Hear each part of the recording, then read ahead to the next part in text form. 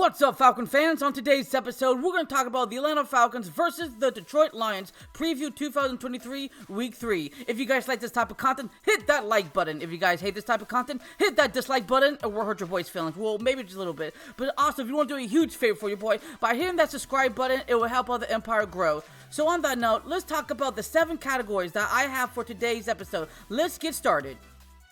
Home field advantage versus home field advantage. So obviously the Atlanta Falcons will travel for the first time this season to Ford Field, and I'm going to give the point to the Detroit Lions because of their fan base is going to be really wild and crazy, and they're going to make a lot of noise. So my points to the Detroit Lions. So now let's talk about category number 2.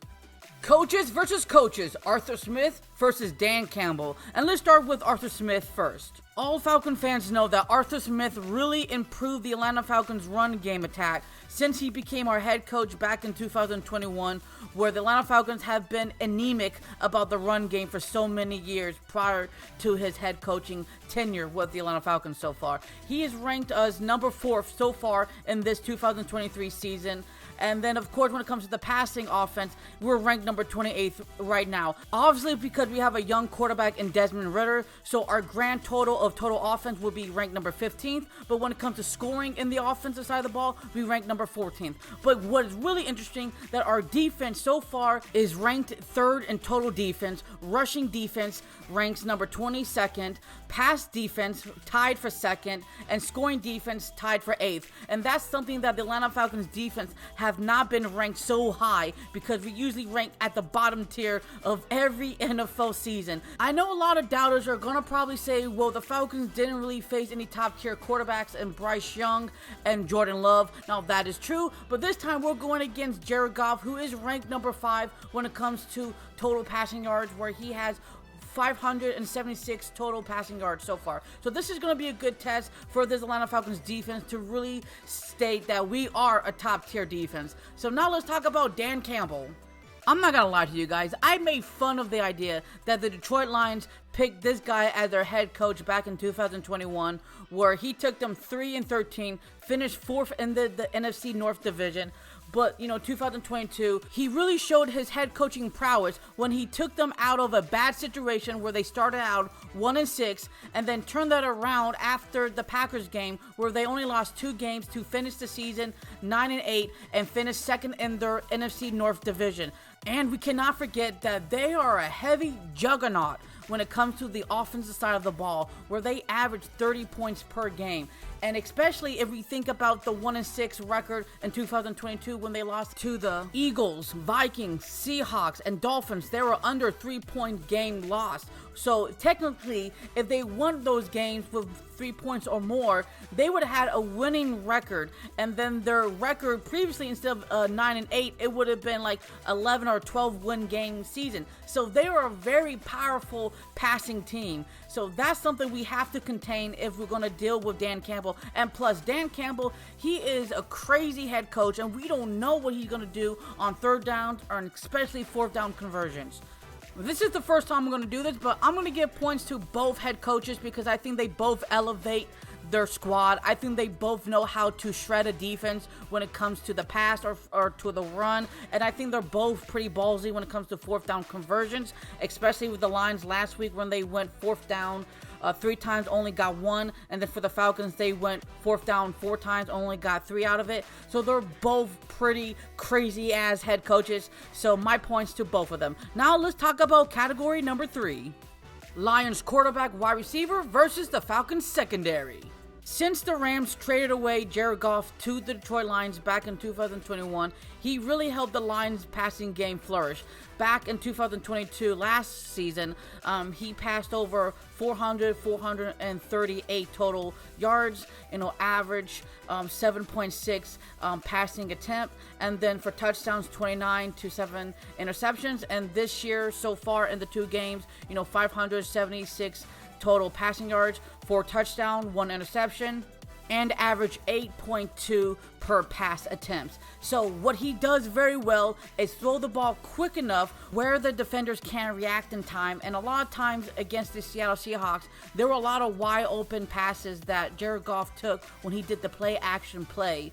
And then he got 17 passing first down against the Seattle Seahawks. In total, first downs was 25, and they really did a lot of damage in the air. We all know that Amon St. Brown is legit, and Josh Reynolds and Khalif Raymond are also pretty good depth pieces, but we can't underestimate them because they will definitely burn you because they all have some speediness to their game. They all can catch pretty well, inside, outside, cross routes, all type of routes they can really pull off pretty well to a T, and we just can't underestimate them. Now, the good news for the Atlanta Falcons is there's reports that the Lions' best offensive weapon, and Amon St. Brown, the wide receiver, is dealing with a toe injury. And Dan Campbell has stated that it's going to be a day-to-day situation. So if he's not playing against the Atlanta Falcons, this is a huge bonus for this defense because the Falcons do a really good job in man-to-man coverage. Now, when it comes to zone coverage and cover 2 and cover 3, that's totally a different type of scenario that I don't want to get into because it's kind of frustrating sometimes. But if you know man-to-man, they have completely shut down all of their wide receivers, their tight ends, their running backs. It doesn't matter who they play against, is how they play against, and that's what it really counts. So if Amon St. Brown is definitely out as we hope he will be, the Falcons definitely have a much better time controlling the narrative. So this time, my points go to the Atlanta Falcons secondary. So now let's talk about category number 4. Lions running back, tight end, O-line versus the Falcons front 7. The Detroit Lions offensive line would definitely be one of the best that the Atlanta Falcons defense will have to face all season long. They don't give up a lot of sacks towards the enemy. Now for Seattle, they only gave up 2, and for the Chiefs, they only gave up 1, but they also give a lot of time to Jared Goff to make incredible plays. And then when it comes to the rushing attack, they create really great holes for the running backs to go through. Now, a lot of times they're not that explosive, but what Dan Campbell wants them to do is play that smash mouth, up the front type of football mentality, and the running backs really show for it. Now, David Montgomery really showed, his strength, bulldozing, down the hill thumper type of running back mentality and scoring on that incredible touchdown he did. And then Jahmyr Gibbs, still young, he's more of a shifty type of back, but when, Jared Goff gets enough time, the Detroit Lions really like to use the Texas routes for Jahmyr Gibbs, where he goes down the middle and gets those first downs because the offensive line really making sure that Jared Goff does not get a lot of pressure. So that's something we really have to attack on.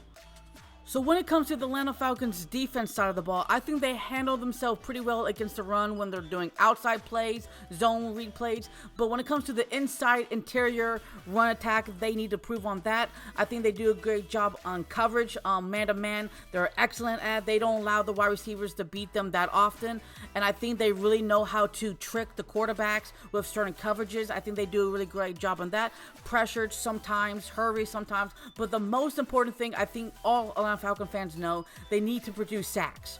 We got 2 sacks against the Panthers, and we only got 1 sack against the Packers. So how we're going to win this game for this defense is put pressure on Jared Goff and the other offensive weapons he has on helm. And if we do that, we should have a better chance for an upset.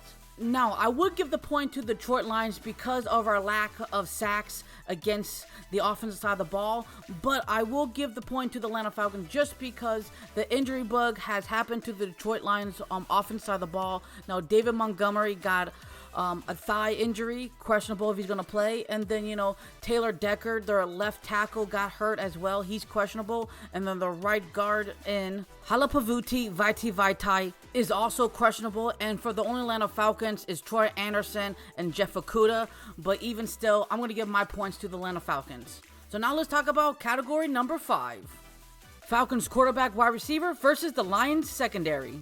I thought Desmond Ridder did a really great job in being patient and finding the holes through the Packers secondary. I thought, he showed love to Drake London, Mac Hollins, Bijan Robinson, Jonnu Smith, and Kyle Pitts, where they all were equally distributed. And, for him to get over 200 passing and then 1 touchdown. Of course, they had 1 interception very early on in the game, but besides that, he did not make hardly any mistakes. He was very focused, and when he needed to convert on a first down, on 3rd down and beyond, he ran for the ball, didn't hesitate, and I love seeing that chemistry with his guys, and I think it's going to go a lot further down the line.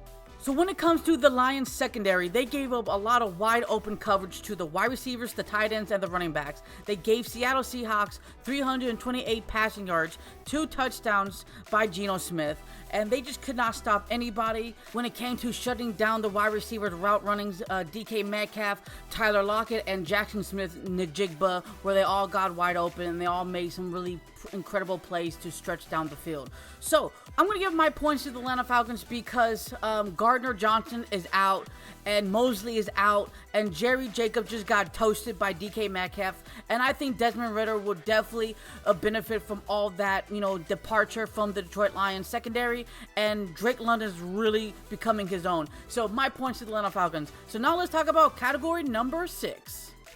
The Falcons running back, tight end, and O-line versus the Lions front 7. Back-to-back over 100 rushing yards that the offensive line created in week 1, 130 total rushing yards. In week 2, 211 total rushing yards. The offensive line does dominance against the run. Now, they've done a lot better to protect Desmond Ridder in week 2, unlike previous week 1, but Bijan Robinson has definitely turned the heads on why he was worth the 8th overall pick, what he displayed against the Green Bay Packers, and I think he's going to do it again against the Detroit Lions. So usually when it comes to the Detroit Lions defense, they like to play a 4-2-5 sub package most of the time. Now, what's really interesting is that they only have 1 sack, and that's by the inside linebacker, Alex Anazzoli. And Aiden Hutchinson hasn't had a sack so far. And also, Charles Harrison also doesn't have a sack. So their pressure getting after the quarterback is like almost non-existent. And they gave up over 100+ rushing yards to David Montgomery, Jahmyr Gibbs. And that's something, we can definitely, benefit from that because we got Bijan Robinson, Tyler Algier, and hopefully CP will come back. So we will definitely run it down their throats, inside, outside, because, the Atlanta Falcons really like to use the outside zone run plays. Plus, they gave the Seattle Seahawks tight ends, Noah Fant, Colby Parkinson, and Will Disley, bunches of receiving yards, and they were all hitting their points in center with the targets. And so when you factor all of that, because we got Kyle Pitts and Jonnu Smith and Michael Pruitt as well, there's no stopping us. So Desmond Ridder really likes using the tight ends, and I think this will be the game that he's going to go full throttle. So my points goes to the Atlanta Falcons on this one. So let's talk about category number 7. Special teams versus special teams. And for Seattle, they actually have a better advantage when it comes to kick returns and punting returns compared to the Atlanta Falcons, but the most important thing is kicking the field goal. And Jason Myers has attempted 3, only got 1, while Younghoe Koo got 4 out of 4. And so my points to the Atlanta Falcons on special teams, because at the end of the day, you gotta score the points. I want to be very clear here. I'm not giving the Atlanta Falcons a win because I'm a Falcon fan. I'm giving them the win against the Detroit Lions 24-17 because I firmly believe the Lions' injuries are so significant and so detrimental to their team that it's going to hurt them in the progress of the offensive side of the ball. Now, obviously, they can come back and play, but will they be 100%? I don't think so.